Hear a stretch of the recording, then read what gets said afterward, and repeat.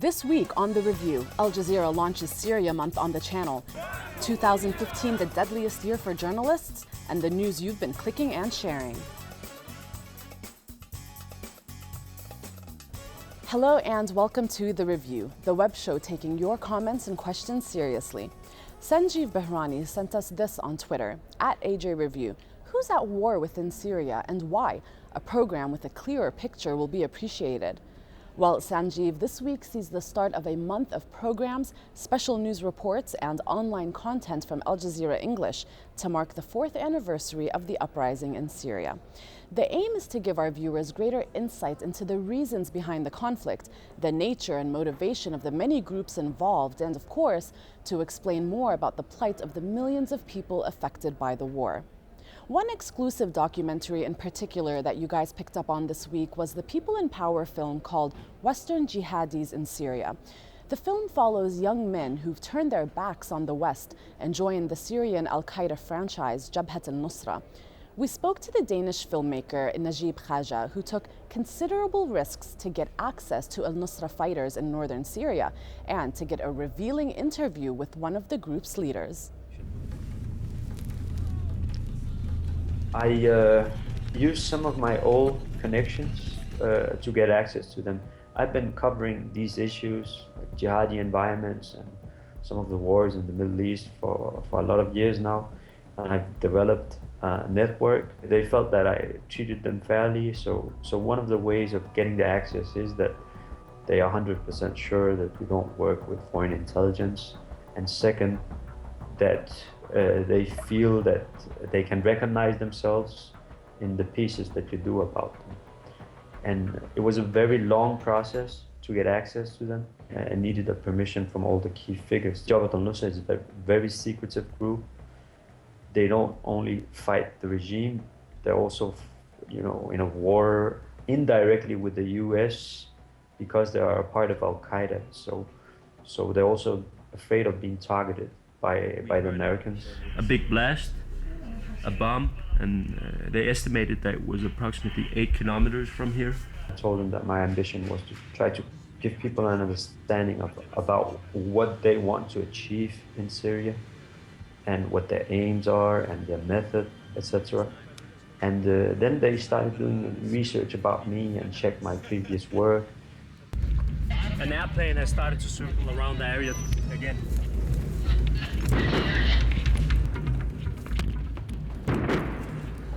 I don't just approach some, jihadi from al-Qaeda and ask him whether he can give me an interview, and if he says yes, I just go with him.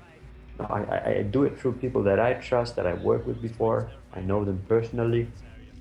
As a journalist, you are always afraid of being used as a tool by a movement. There's always the fear of this. But it just depends on, how you explain it. The main aim of this movie is to understand why Western young men, they travel to Syria and they fight, and what they are hoping to achieve. I didn't see any discrepancy between what they were saying and what they were doing. Oh, that's Khalid. That's definitely Khalid. I remember that. It's really clear in this doc that I'm embedded with them. It's kind of on their premises that this story is told. But this is one version of the truth. Leave our lands, stop interfering in our affairs, or face a perpetual war. I think they had a very clear idea about why they wanted to speak with me. First of all, they wanted to distance themselves from IS because there's been a lot of speculation about whether, Jabhat al-Nusra and IS, they are the same. And some people, they say that the only difference between them are the means. Ultimately they want the same. And this is not what they were telling me, the Nusra people that I met. All Islamic movements around the world want an Islamic state, but the IS group have defined themselves as the exclusive bearers of Islam, delegitimizing the rest of the Muslim community and its efforts. For example, the killings of the 8 workers, Western journalists, they were not, positive about these things. They criticized these things. And it's just one of the things where you can see there is a difference between them and IS. Other things, that they wanted to explain, and which I can see on the ground, is that they actually cooperate with a lot of the other rebel groups. They don't fight them. And in opposition to IS, who has actually demanded from all the other groups that they pledge allegiance to them and actually dissolve themselves. This is the place where the Al-Qaeda veteran Abu Yusuf al-Turki, a renowned sharpshooter, he was killed together with other members of Jabhat al-Nusra. My motivation is actually to kind of show and tell the stories that the other guys, they're not telling. What is your role in this revolution? To fight in the path of Allah, to remove the Bashar regime and to protect the Muslims. You know, why are, for example, groups like Jabhat al-Nusra and Jabhat al-Islamiyya getting strong? It's basically because they're the only guys there, you know, because the rest of the world has forgotten about the Syrian people. So of course they support these groups because they see them as somebody who take up, you know, arms against somebody that they hate, the Syrian government. Thankfully, Najib managed to bring that story back safely. But of course, that's not always the case with filmmakers and reporters, as we see with the documentary Killing the Messenger, also airing on the channel this week. We spoke to the director of that film about the security of journalists of all kinds. What we need to look at is acts of journalism and protecting journalism itself. That may mean protecting certain people, but getting into a debate over whether a blogger is a journalist or whether someone who happened to bear witness to something with their phone or with their camera without any journalistic training, that person should still be protected, or I should say that the story that they are working on or that they are participating in conveying is what needs to be protected. So we need to look at protecting acts of journalism and not being so concerned about who is or isn't qualified as a journalist.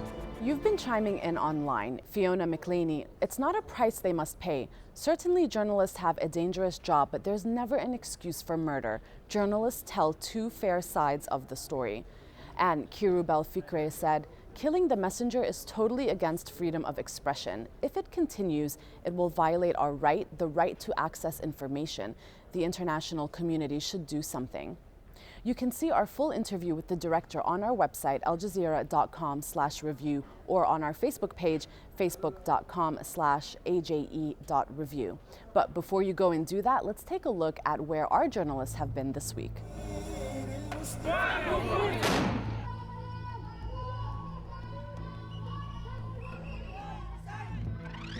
Aquino is now facing growing calls for his resignation.